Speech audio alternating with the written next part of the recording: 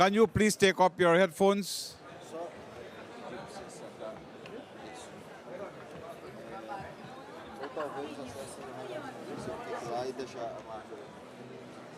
You have your headphones?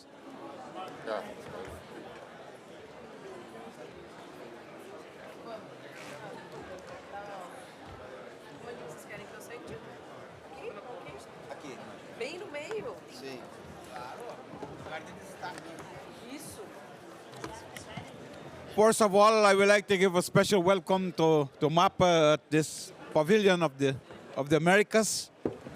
ICA has a strong relation working with the MAPA in Brazil and working in areas of innovation, technology, and science. And this session is going to be led on challenges of floods and droughts to food security in Americas. We have the privilege of having the Minister Matos to be part of this panel, a high-level panel with experience. And I will ask Mr. Marcelo, who is going to be the moderating this panel today. So I pass it to Mr. Marcelo.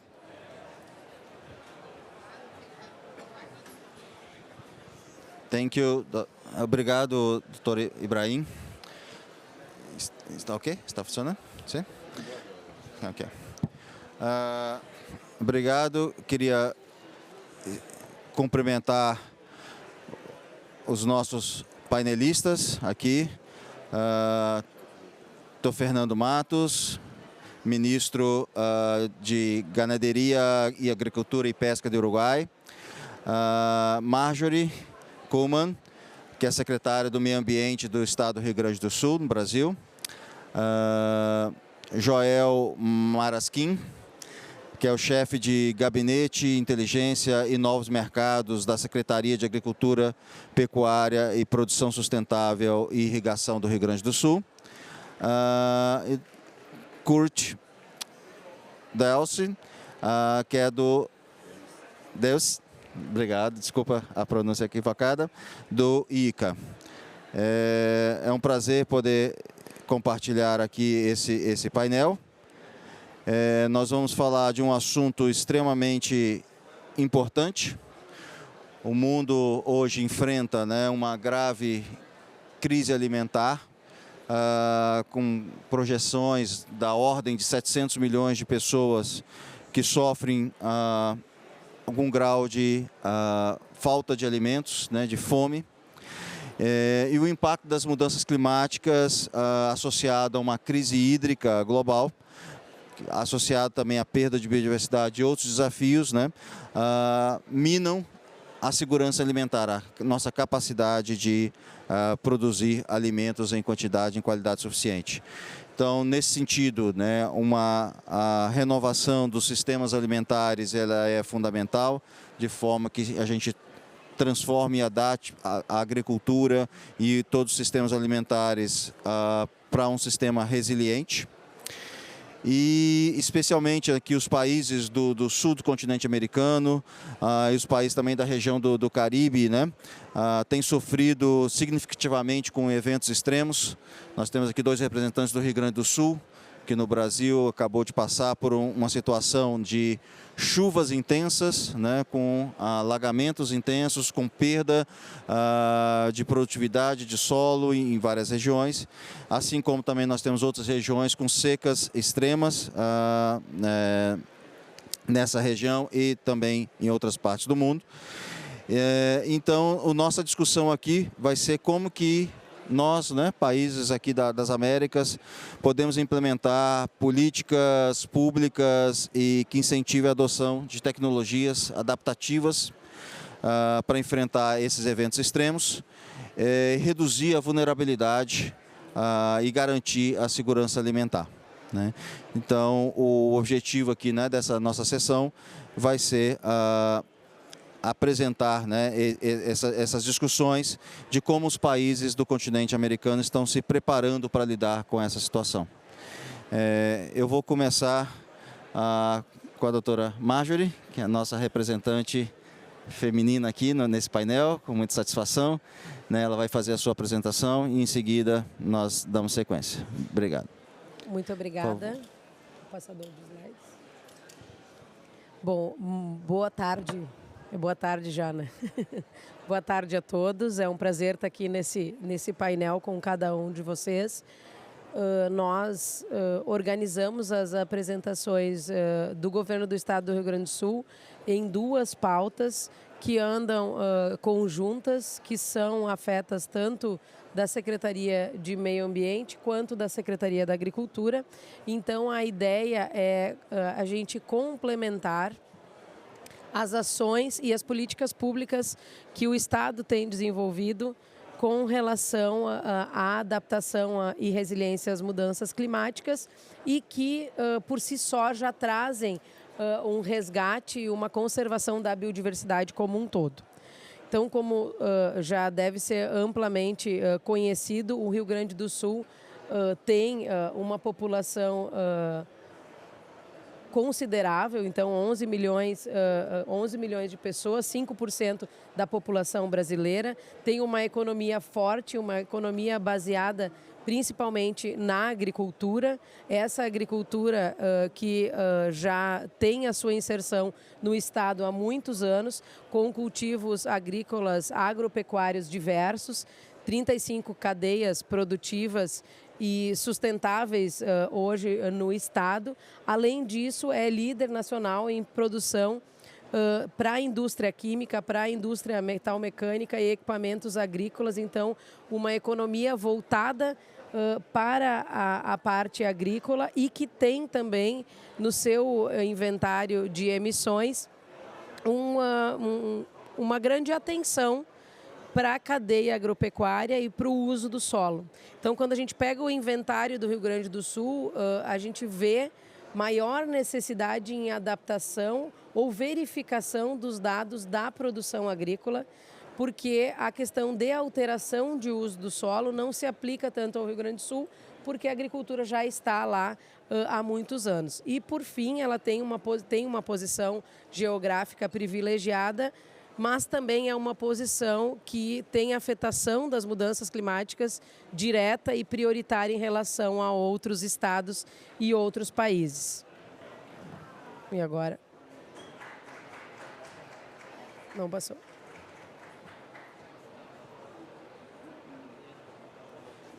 Ele pode passar para mim, não tem problema. Isso. Então, dentro dos biomas brasileiros, e aqui a gente sempre traz essa reflexão. Tá bom. Tá bom. Dentro dos biomas brasileiros, a gente ouve muito falar, principalmente aqui no ambiente da COP, no bioma amazônico. Mas o Estado, então, tem outros biomas e biomas que, tais como os do Rio Grande do Sul, convivem muito bem com a parte agrícola. E aí, nesse sentido... Ó, tentando. Não vai. Acho que vai ser o passador para mim. Nesse sentido, no Rio Grande do Sul nós temos dois importantes biomas, o bioma da Mata Atlântica e o bioma Pampa. O bioma da Mata Atlântica é um bioma que tem ainda uma parte florestal resguardada e nesse ponto nós temos algumas iniciativas da Secretaria e o bioma Pampa com um ambiente amplamente campestre e que é privilegiado porque algumas atividades agrícolas acabam beneficiando o bioma, então a gente consegue ter esta convivência harmônica. Aqui existem dois projetos que são financiados pelo GEF e este fundo ele vem através de iniciativas do governo federal e privilegiam principalmente a manutenção de espécies ameaçadas fora de unidades de conservação, mas com a questão territorial apurada. Então, nós temos a última exposição de recursos econômicos para a preservação de biomas se deu para o bioma Caatinga, Pampa e Pantanal. Então, nós conseguimos incluir isso e temos uma série de ações de recuperação territorial que acabam preservando as espécies.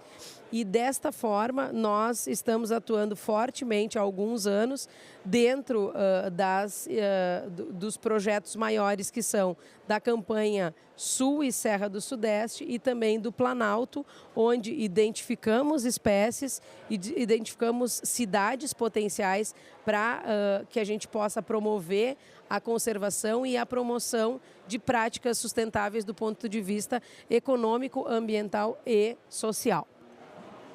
E dentro do projeto do governo do estado, nós temos uma agenda climática que no ano passado foi lançada e que resume uma série de ações que vêm desde 2015, que trazem fortemente a recuperação das áreas afetadas pelas enchentes. Então, o primeiro é a revitalização de bacias hidrográficas.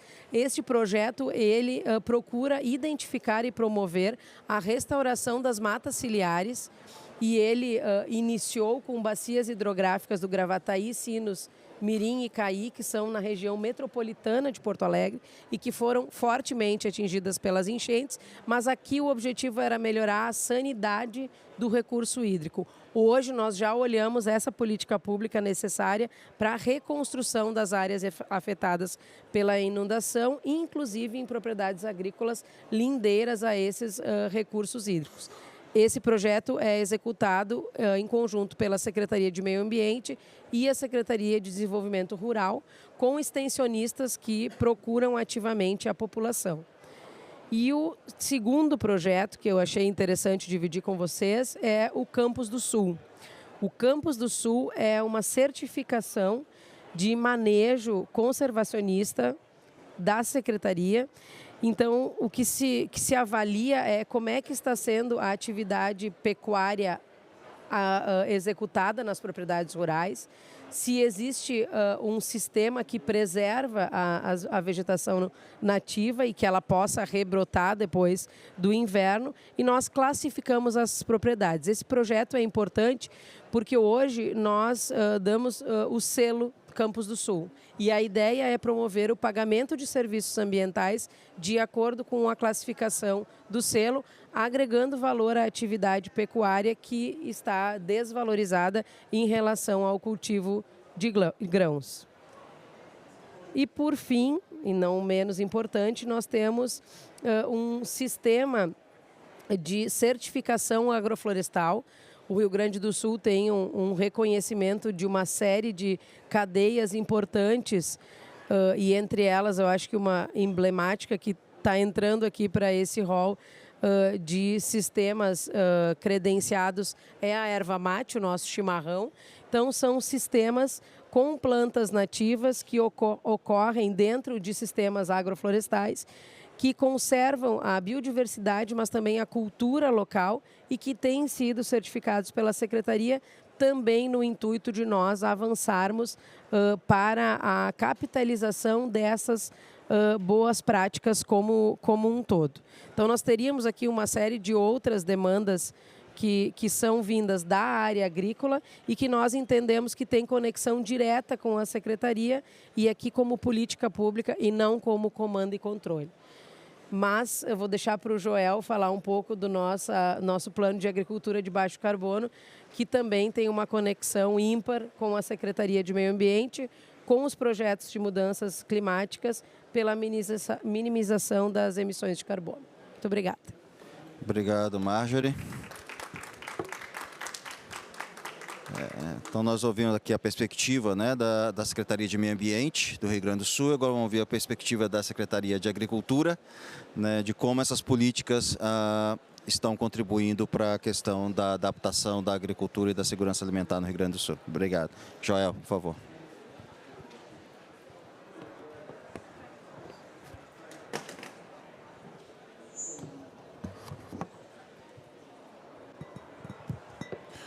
Bom, boa tarde a todos. Né? Inicialmente também agradecer a oportunidade e o convite de a gente poder estar aqui falando um pouco sobre a nossa atividade lá na Secretaria de Agricultura e todos os impactos que têm sido muito extremos na produção agrícola do Rio Grande do Sul devido às mudanças climáticas.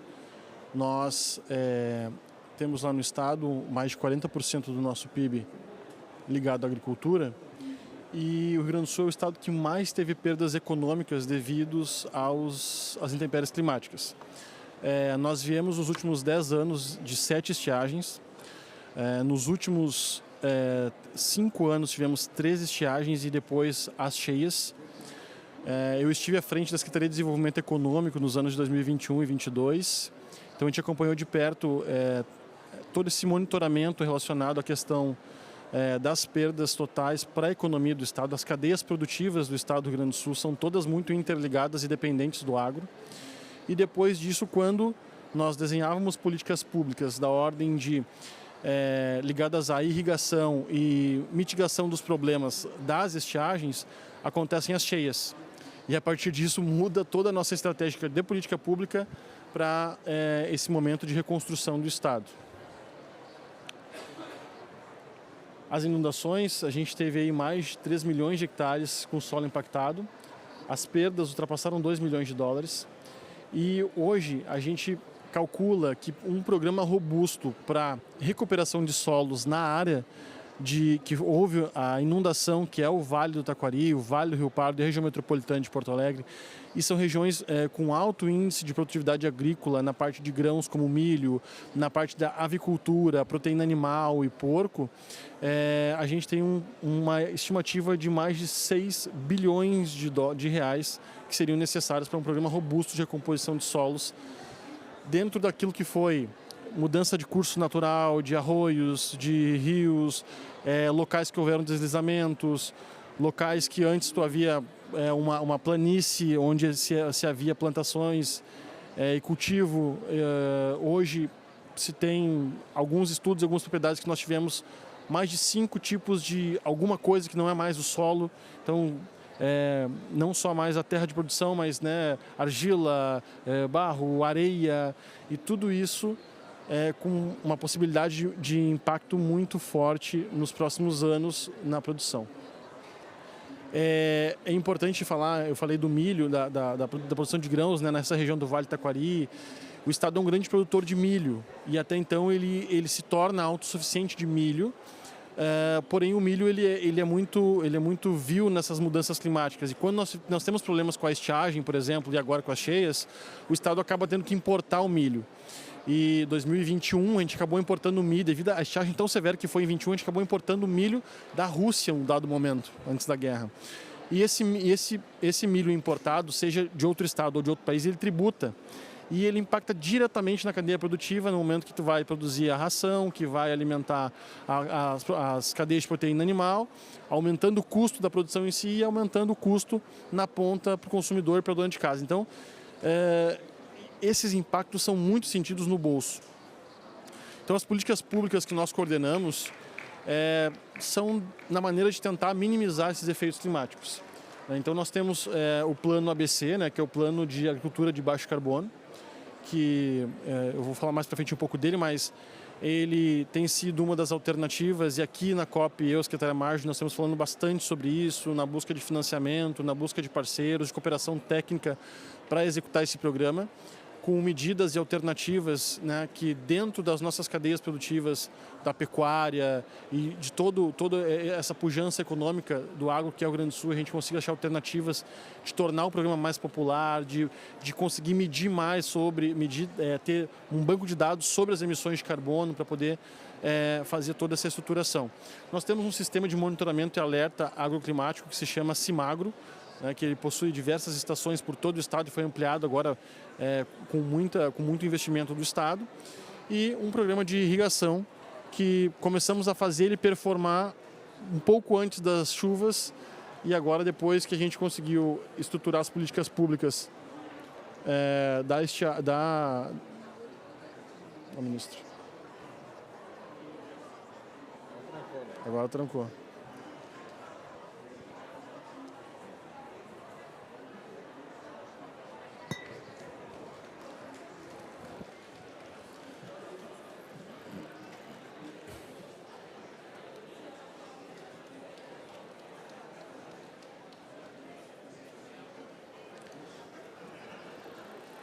Tá passando. Bom, não, eu posso ir falando aqui então. Aí, bom.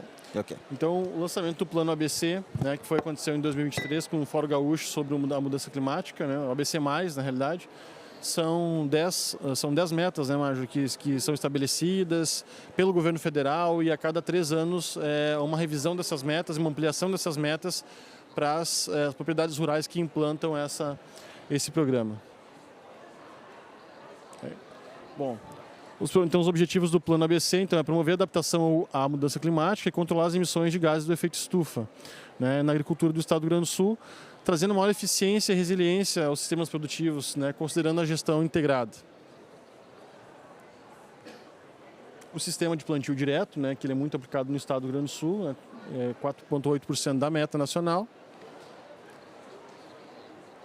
Então a gente tem aqui a comparação, né, dos dois sistemas, né? Então o sistema sem terraceamento, com terraceamento, a capacidade que as propriedades rurais têm no uso do terraceamento, do controle do terraceamento, do controle da absorção de água e maior armazenamento da água superficial do solo, que contribui muito para as políticas públicas e reduz um pouco dos investimentos a serem feitos na irrigação.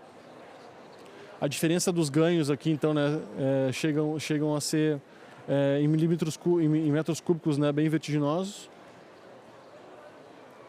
A área de irrigação do estado ela vem sendo aumentada ano a ano, né? Hoje nós temos ampliação aí de 112 mil hectares, né, com 51% da meta alcançada. Desde 2021 vem aumentando.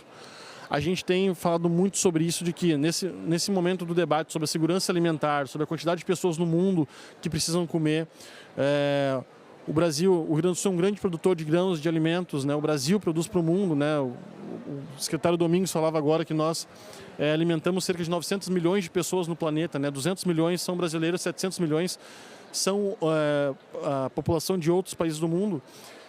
A partir do momento que a gente estrutura o programa de irrigação e de melhor manejo do solo para a manutenção da água no solo, nós conseguimos produzir mais alimentos em um menor espaço, sem a necessidade de expansão da fronteira agrícola, né? Como se tem muito esse debate na Amazônia. No Rio Grande do Sul nós temos, a cada ano que passa, aumentando a produtividade na mesma área, a partir desses programas e dessas políticas que têm sido aplicadas.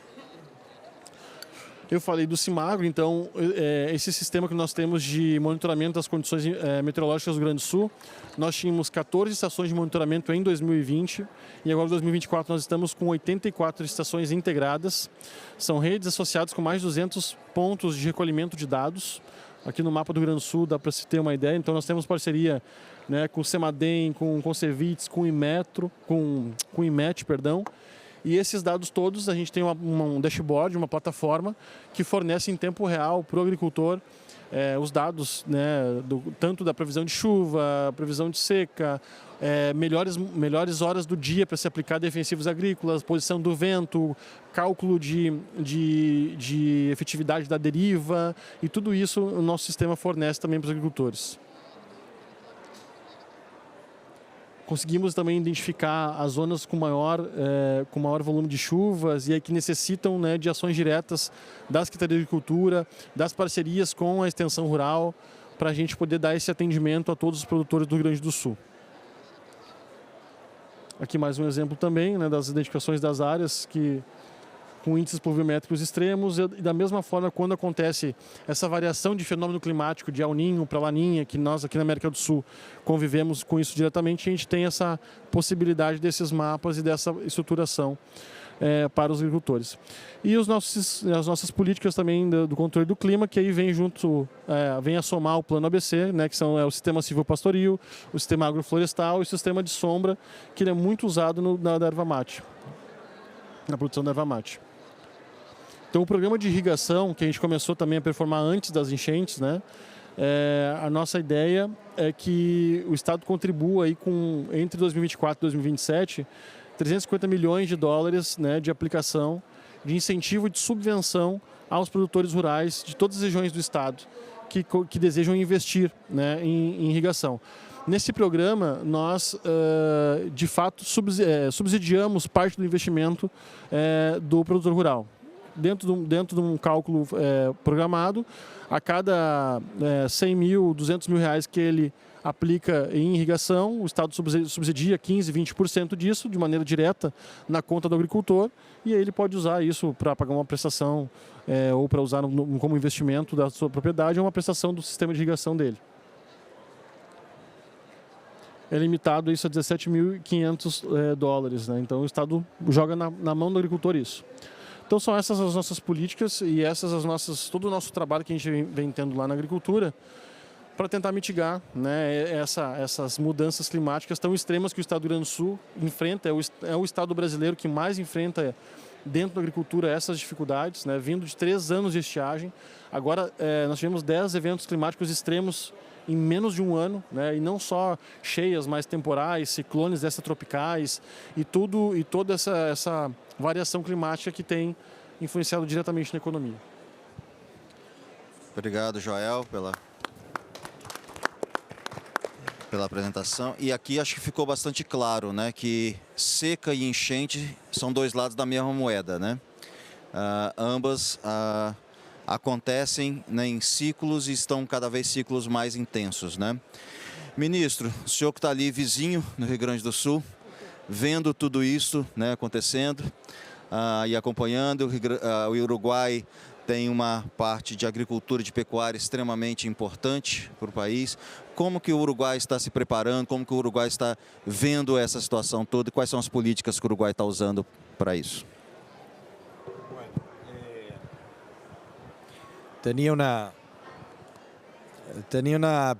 Voy a hablar en español para alivio del intérprete que está haciendo la doble traducción ahí. Creo que le resulta más fácil por su idioma materno que le hable el español que en portugués. Él se tiene fe igual, pero no importa. Bueno, lógicamente que somos vecinos, compartimos el mismo bioma, una zona agroecológica de producción común, parte de Río Grande, también parte de Argentina y un pedacito de Paraguay muy chiquito, pero Uruguay en su totalidad hace parte del bioma Pampa. Y eso es un bioma muy rico de pasturas naturales, donde la ganadería se desarrolló en forma sostenible por sí mismo cuando no se conocía el concepto, pero el Uruguay, el colonizador lo categorizó como una tierra sin ningún provecho hace 500 años, porque buscaban minerales, buscaban riquezas minerales, y el Uruguay era un país que no tenía las riquezas minerales que buscaba el colonizador, que obviamente, como todos sabíamos, las misiones colonizadoras había que financiarlas, y la parte de recobrarse esas misiones, esas conquistas que se hacían de territorio, era a través de productos de alto valor, alta calidad, que es lo que lo financiaban, lo que algún banquero europeo había financiado, la aventura de algún navegante que venía a estos lados a buscar riqueza. El Uruguay no las tenía, y por lo tanto la riqueza que tenía es su riqueza natural. Y la riqueza natural eran sus pasturas, pero que solamente se descubrieron alrededor del año 1600, 100 años después del descubrimiento, cuando se introduce la ganadería. Cuando se pone el herbívoro fuera de los nativos, el herbívoro autóctono, exótico, digamos así, se coloca el herbívoro a pastorear, encuentra con una condición de clima adecuado, de pasturas naturales, disponibilidad de agua, y eso fue un factor de multiplicación natural de la población ganadera introducida, de vacuna introducida, de ganado bovino introducido, que durante 100 años se multiplica. Y a partir de ahí, el ganado salvaje se crió, encontró las condiciones naturales, y sobre ese bioma se desarrolló y generó el gran ingreso que hasta este momento sigue siendo uno de los principales rubros de exportación del Uruguay, ¿no? Que en base a lo que es la producción de carne, la producción de cuero, la producción de subproductos de origen animal que genera, y que después, bueno, vino la lechería, vino la producción ovina, todo lo que nosotros sabemos de la evolución. Pero la base de la competitividad de nuestra producción ganadera está basado en el bioma, en la condición natural de las pasturas y esa maravilla que significa la transformación de algo que no es asimilable por el humano, que es la lignina contenida en el material vegetal, en proteína de alta calidad a través de la ruminación. Y lógicamente que la ruminación tiene sus problemas, porque la ruminación genera los gases de metano de la fermentación entérica y la generación de las emisiones de gases de efecto invernadero, que es lo que nos tiene que ocupar más en materia de mejorar nuestro desempeño, nuestro inventario. 70% de los gases que genera el Uruguay vienen de la fermentación entérica, porque además el Uruguay, si sacamos cualquier cuenta, tiene más ganado que gente. Hay 3.400.000 habitantes, tiene 11 millones de vacunos y casi 6 millones de ovinos, entonces, y 400.000 caballos, que es el inventario de Uruguay, que ese no emite tanto porque no es rumiante. Pero en realidad la producción uruguaya está muy vinculada a lo que es esta realidad. Y después, bueno, obviamente que aparecieron los rubros de la agricultura. El Uruguay también produce granos, fundamentalmente trigo, cebada, colza, produce arroz, produce soja y maíz, que son los cultivos principales que se practican en una zona agroecológica común que tiene con Brasil y donde allí practica justamente algunas políticas que vienen de larga data en cuanto a los aspectos de conservación y preservación. El plan de uso y manejo de los suelos es una política que hace más de 10 años, casi 15 años que se aplica en el Uruguay, donde en un sistema calculado en función de las pérdidas del suelo, es que en un cálculo técnico se determina si un productor puede o no generar un mismo cultivo o tiene obligatoriamente en una determinada parcela que rotar. Y eso tendrá que ver con la calidad, la tipificación del suelo, el declive y las condiciones ecológicas que están reinantes en el momento. Y ese plan de uso obliga a la rotación de cultivos para justamente preservar las condiciones físicas, químicas y la conservación de las condiciones naturales del suelo, que es uno de los aspectos fundamentales a llevar. Luego, disculpe que yo tenía una presentación, pero me pareció mejor por la introducción no hacerla.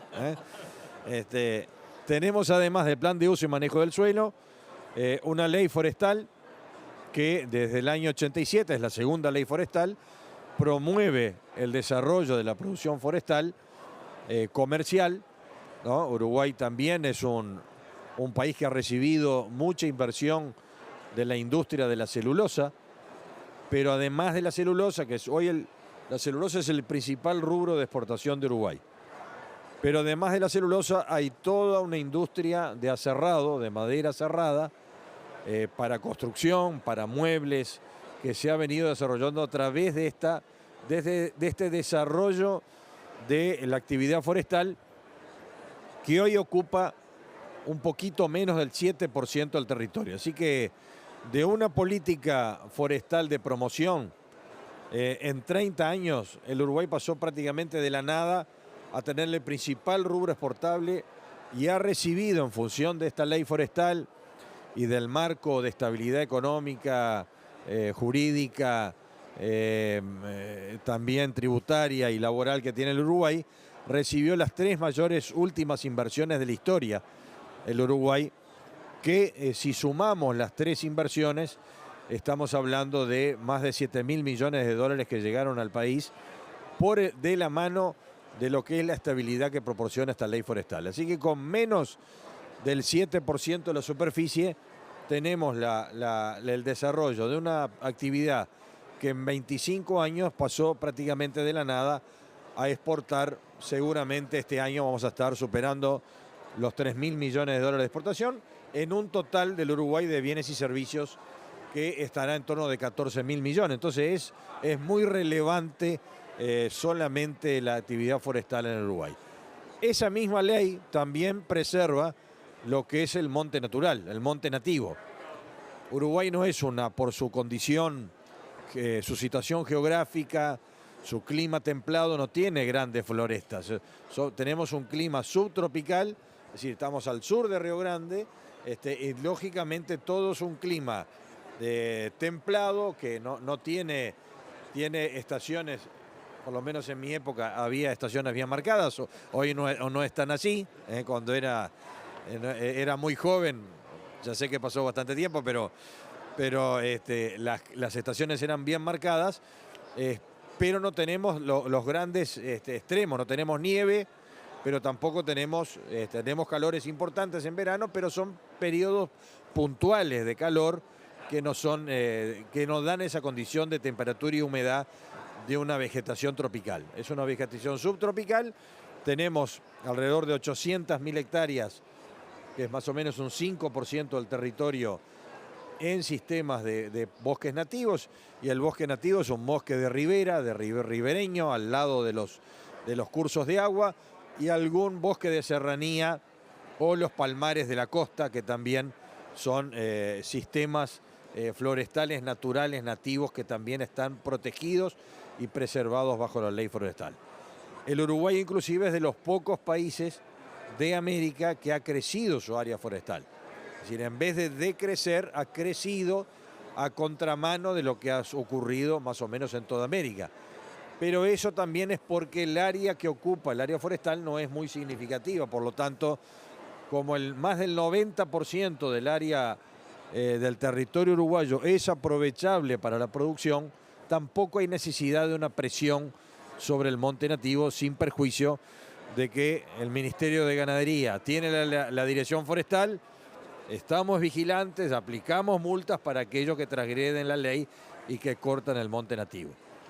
Pero es muy insignificante esa acción porque hay una conciencia general de los aspectos de preservación.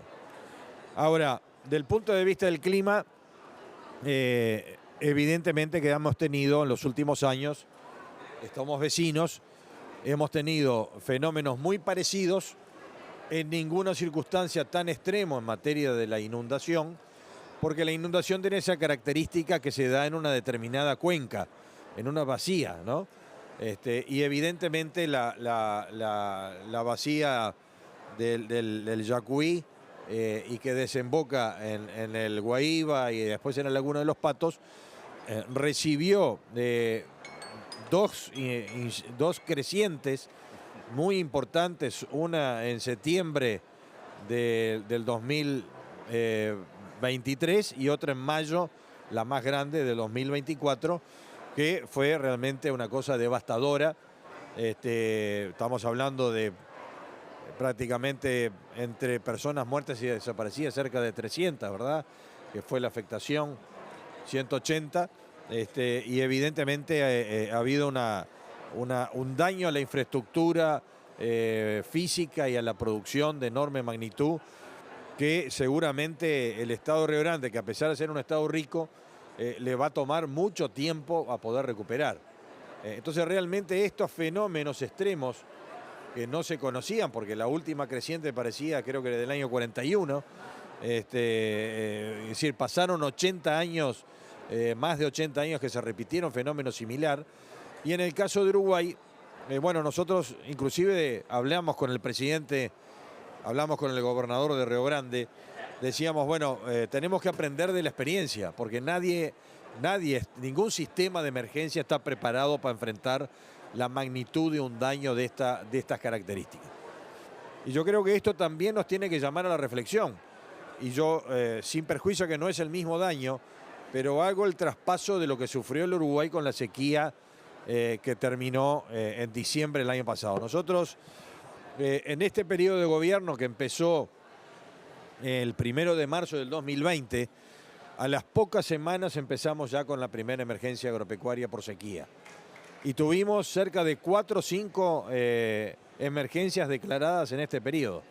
Estamos terminando el periodo de gobierno en febrero, ojalá no haya ninguna por delante, pero todavía estamos sufriendo las consecuencias de la gran sequía que fue declarada en octubre del 22 y terminó en diciembre del 23. Es decir, más de un año, en la mayor sequía que se tenga memoria. Se habla de 70 años, pero antes de 70 años no había registro meteorológico, así que seguramente es la más importante de la historia vivida en el Uruguay.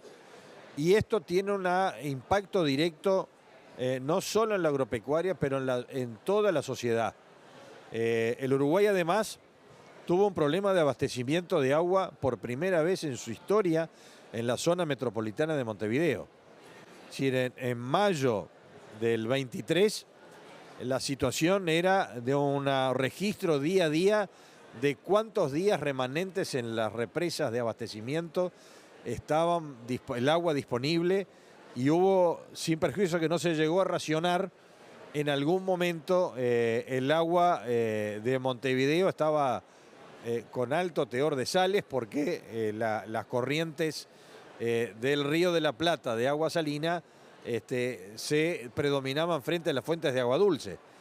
Y realmente ahí fue una reacción muy importante de toda la población.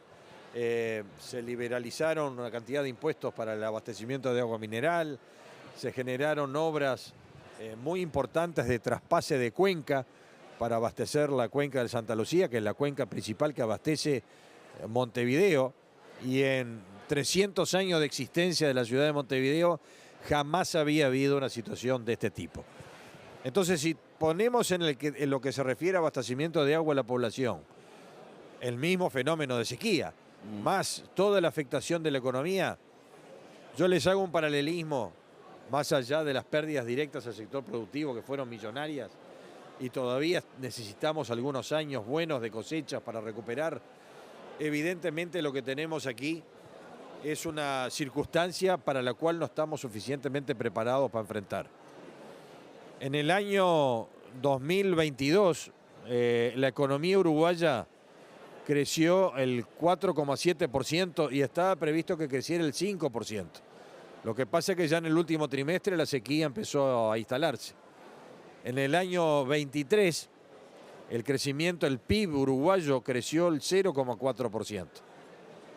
Y este año se prevé que el crecimiento del PIB sea el 3,5%. Sí, sí. Entonces, cuando se normalice, y no se normalizó del todo porque el primer semestre de este año tuvimos el sentido contrario. Terminó la sequía, tuvimos las inundaciones no tan graves como Río Grande, pero hubo excesos hídricos que afectaron a la producción agrícola.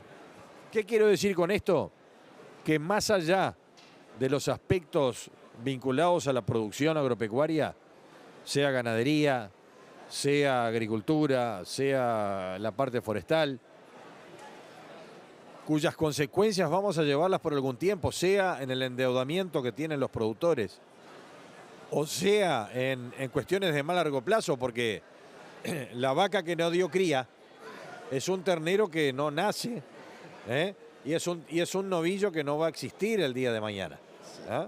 Y por lo tanto eso es una afectación de largo plazo en la actividad ganadera que termina afectando la economía. ¿Y a qué voy? Es que en una economía con tan fuerte peso de la agropecuaria como es la uruguaya, cualquier ciudadano del Uruguay sufre las consecuencias en la medida que haya una variabilidad climática que termina colocando en condición de vulnerabilidad al sistema productivo. Y yo como ministro la paso muy mal, porque yo tengo que obligatoriamente asistir a los productores.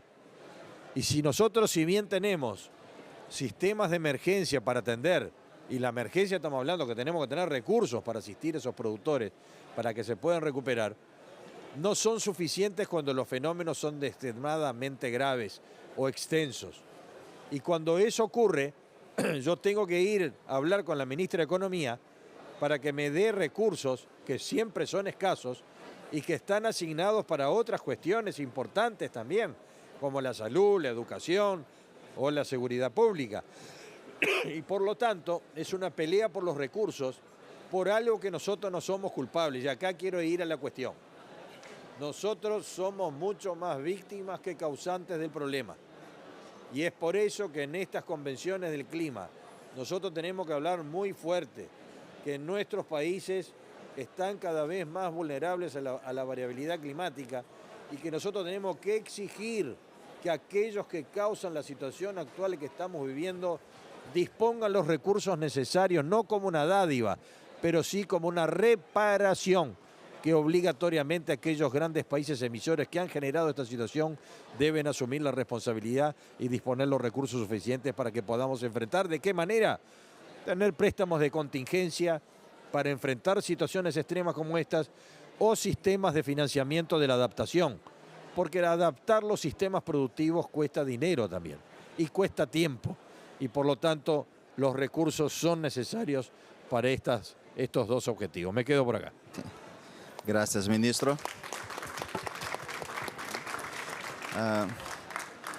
Muito obrigado. Foi muito importante que o ministro fez uma conexão também do campo com a cidade, com a questão da adaptação que vai além só da agricultura, a mesma coisa no Rio Grande do Sul, né, com as cheias que atingiram não só os campos, mas também as cidades e as pessoas. E Kurt, você que está no Instituto Interamericano, nós tivemos aqui duas experiências do sul do continente, mas nós temos todos um continente aqui, cada um com diferenças. Como que o ICA pode auxiliar nessas políticas, nesses planos para a agricultura diante desse cenário extremo que nós estamos vivendo? Ok, muchas gracias. ¿Está entendido? Muchas gracias para dar la perspectiva del Caribe. A diferencia de América Latina, la mayor parte del Caribe son islas muy pequeñas, con la excepción de Belice, Guyana y Surinam. Para entender el impacto del cambio climático en el Caribe, tenemos partir de un breve análisis situacional del Caribe. Son pequeños países, como dije, con economías muy abiertas, y depende sobre mercados internacionales, financiamiento externo. Y muchos países tienen ese frente económico muy estrecha, en muchos casos el turismo, que también se ve muy afectado por el cambio climático. El Caribe se denomina una de las zonas geográficas más vulnerables en el mundo, un aspecto que tenemos que ver, y están muy vulnerable a esos peligros hidrometeorológicos que nombramos, sobre todo los huracanes y las sequías prolongadas que estamos viendo. Estamos viendo en el Caribe ahora un aumento de la frecuencia e intensidad de esos peligros hidrometeorológicos, sobre todo los huracanes.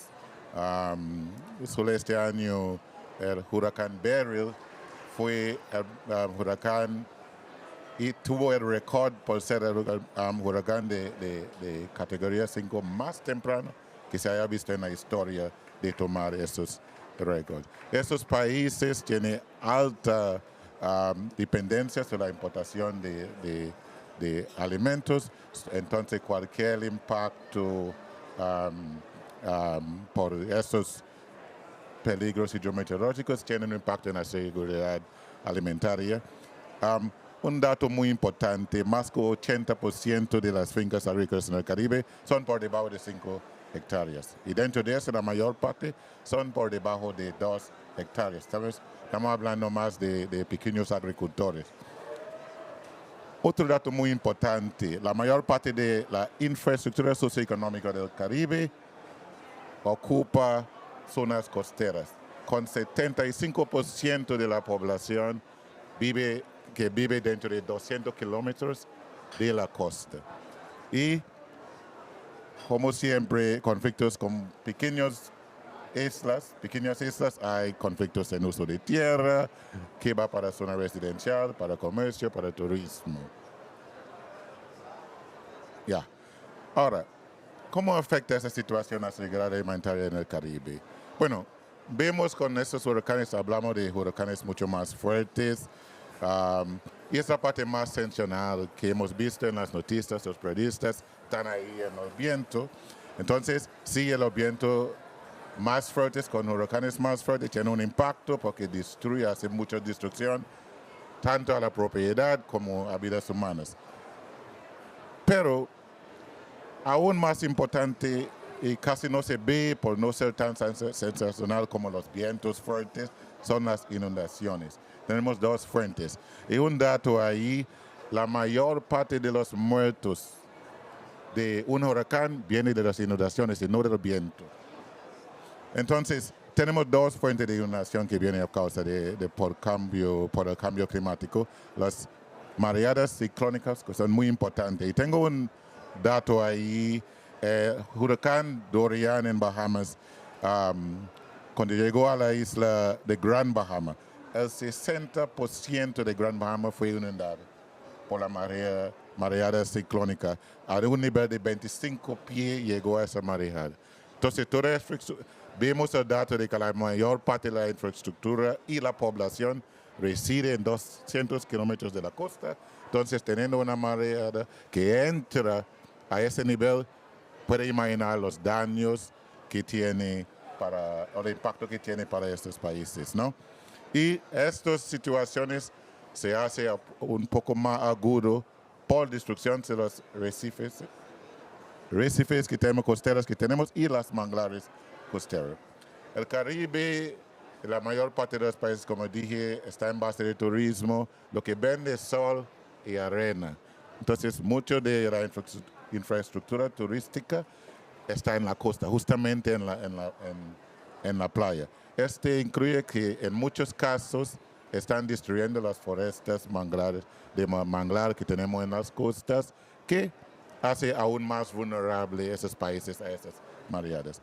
Otra cosa, bueno, dentro del huracán viene con mucha lluvia y tenemos inundaciones, pero también lo que estamos viendo en las últimas décadas son eventos de lluvia extrema que salen de nada. No son cosas previsibles, pero llega una tormenta normal, pero llega una cantidad de lluvia extrema que ocasiona inundaciones en países. Y tengo un ejemplo ahí en 2021 y 2022, 2 años seguidos, Guyana y Surinam fue inundado. Eso tuvo un impacto muy fuerte sobre todo en los pueblos indígenas, porque todas sus cosechas estaban bajo agua y había que declarar una zona de emergencia en ambos países y llevar comida para esos pueblos. Entonces es una cosa real. Esas cosas, sobre todo en las pequeñas islas, están exacerbadas, se hace más agudo por destrucción de las cuencas hidrográficas, porque muchos de los pequeños productores ocupan las zonas montañosas, porque las zonas de los valles pertenecen a las grandes plantaciones. Entonces crea aún más problemas. Y también tenemos el fenómeno, por ser muchas de las islas montañosas, tenemos deslizamiento de tierra por esa misma destrucción de las cuencas hidrográficas. Bueno, otro de los impactos que estamos viendo en los últimos años son las sequías extremas. Y algunos países ya tienen una pluviometría muy baja, entonces con esas sequías extremas y más prolongadas que estamos viendo, están aún más afectados y su seguridad alimentaria más impactado por esto. Pero esa sequía está creando un problema más, en que tradicionalmente los productores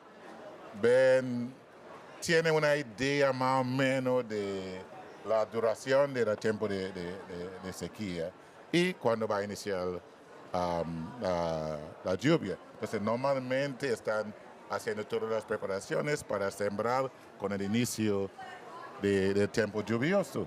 Ahora con esas sequías prolongadas, ellos no saben con certidumbre cuándo termina la sequía, cuándo empieza la zona lluviosa, y afecta su capacidad de sembrar en tiempo normal para poder tener su fuente de ingresos.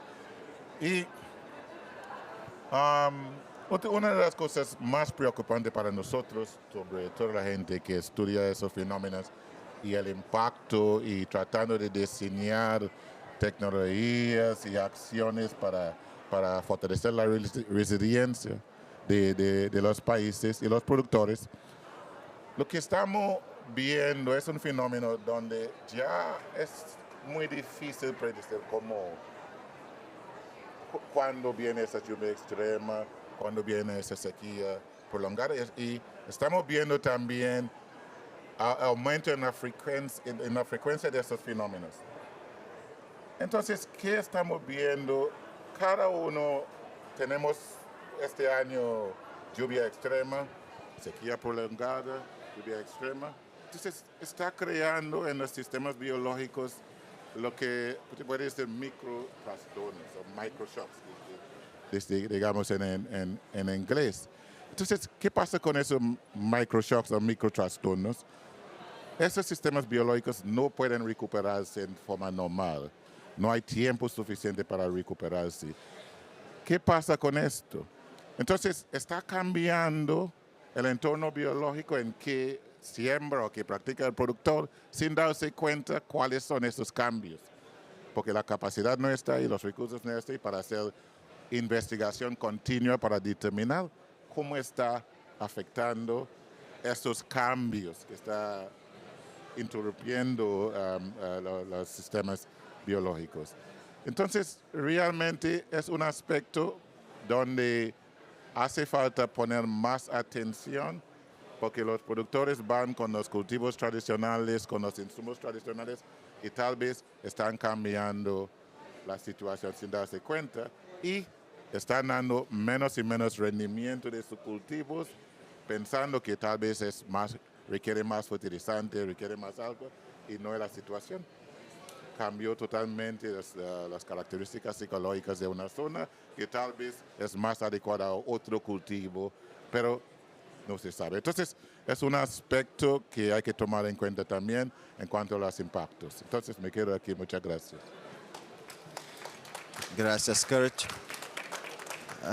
Infelizmente não teremos tempo para a pergunta, mas eu creio que tivemos aqui um cenário, um panorama muito interessante, que ficou bastante claro, né, dos desafios que nós temos, como esse que o Kurt trouxe aqui agora, para a agricultura. Nós estamos mudando os processos biológicos e não temos tempo para adaptar isso, precisamos de investigação, de pesquisa, e ao mesmo tempo precisamos investir em adaptação e para isso precisamos do recurso, como o ministro nos trouxe. Né? Muitas vezes a questão, né, dos países, como foi mostrado aqui, né, tivemos uma amostra de 3 regiões aqui, né, do Brasil, Uruguai e do Caribe, mostrando com características diferentes, com dimensões diferentes, mas todos precisando de investir fortemente na adaptação e a questão da segurança alimentar como um ponto-chave, né, para todos esses países. E a questão do financiamento, que é o centro da discussão dessa COP, né, precisa avançar, precisa ser destravado, né, porque os eventos estão ficando mais severos, mais extremos, mais frequentes e nós não temos muito tempo para essa adaptação. Então precisamos de ter esse recurso disponível para que isso aconteça e o recurso tem que vir junto com boas propostas, bons projetos. Só o recurso sem bons projetos também não resolve o problema. Então eu agradeço a todos aqui, foi uma satisfação podermos dividir aqui esse painel e trazer esses insights tão importantes como esses. Obrigado.